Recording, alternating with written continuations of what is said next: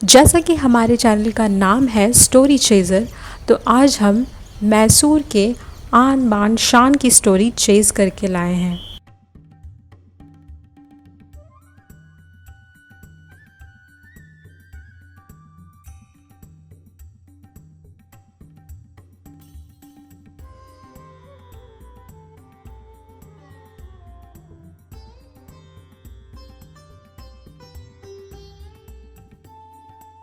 दिसंबर 1751 को हैदर अली और फातिमा शेखर-उन-निशा के घर सुल्तान फ़तेह अली खान का जन्म हुआ, जो आगे चलकर टीपू सुल्तान के नाम से जाने गए।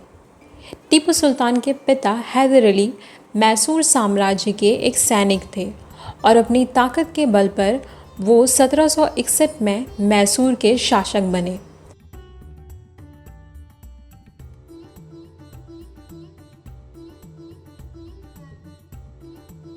और उनके बाद 1782 में टीपू सुल्तान मैसूर की गद्दी पर बैठे।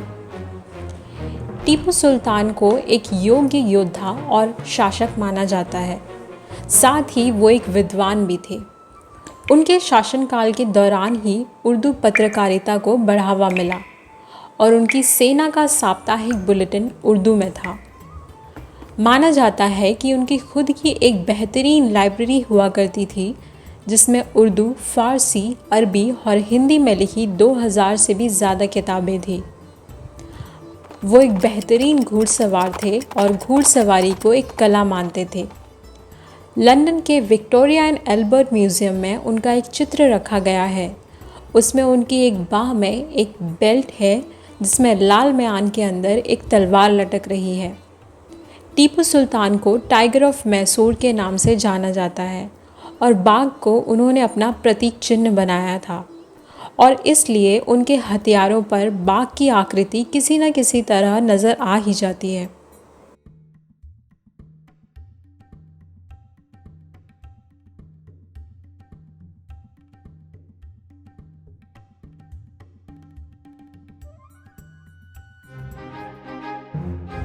कैंपेगौड़ा आय, जो बेंगलोर के संस्थापक माने जाते हैं, उन्होंने 1537 में मिट्टी से एक किला बनाना शुरू किया, जो आज बेंगलोर फोर्ट के नाम से जाना जाता है। 1761 में टीपू सुल्तान के पिता हैदर अली ने उस किले को पत्थर से बनवाया और 8वीं शताब्दी के अंत तक टीपू सुल्तान ने इसे और बेहतर बनाया।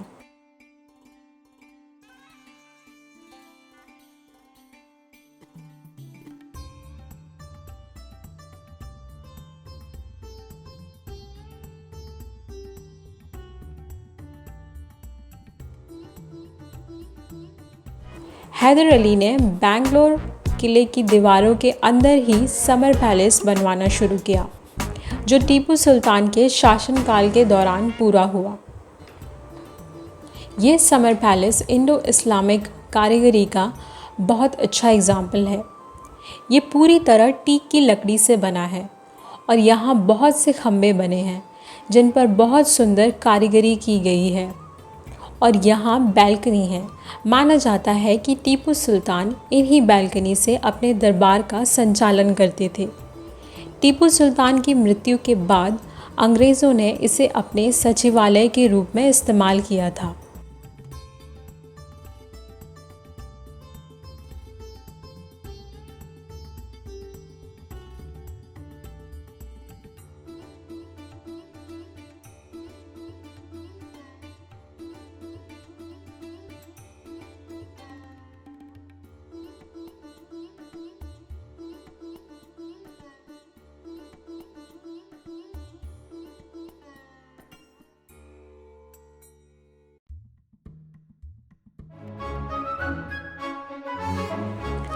मार्च 1791 में लॉर्ड कॉर्नवालिस के नेतृत्व में ब्रिटिश ईस्ट इंडिया कंपनी की सेना ने तीसरे मैसूर युद्ध के दौरान बेंगलोर की घेराबंदी में बेंगलोर किले पर कब्जा कर लिया था।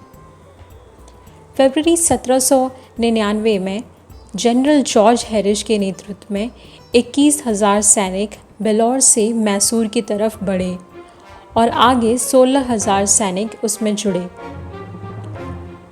और इस पूरी सेना ने श्रीरंगपट्टन के टीपू सुल्तान के किले में हमला कर दिया। उस युद्ध को चौथा एंग्लो मैसूर युद्ध कहा जाता है और उसी युद्ध में टीपू सुल्तान की हत्या कर दी गई। तब वो सिर्फ 48 साल के थे।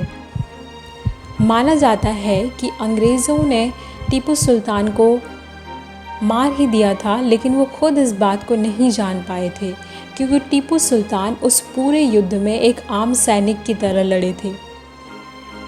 उनके शव से उठाई गई तलवार को लॉर्ड कॉर्नवालिस को दे दी गई थी, जो तब भारत के गवर्नर जनरल थे। अप्रैल 2015 में लंदन के मशहूर नीलाम घर बॉनहैम्स में टीपू सुल्तान के हथियारों की नीलामी हुई थी, जहां उनके 30 से ज़्यादा हथियार नीलाम हुए थे और उनकी एक तलवार 21 करोड़ में बिकी थी। जिस शासक की तलवार इस कीमत में बिकी हो, भारत के लिए वह खुद कितना कीमती होगा और अंग्रेज़ों के लिए कितना बड़ा प्रतिद्वंदी। टीपू सुल्तान की हत्या के बाद सारा राज्य अंग्रेज़ों के हाथ में आ गया।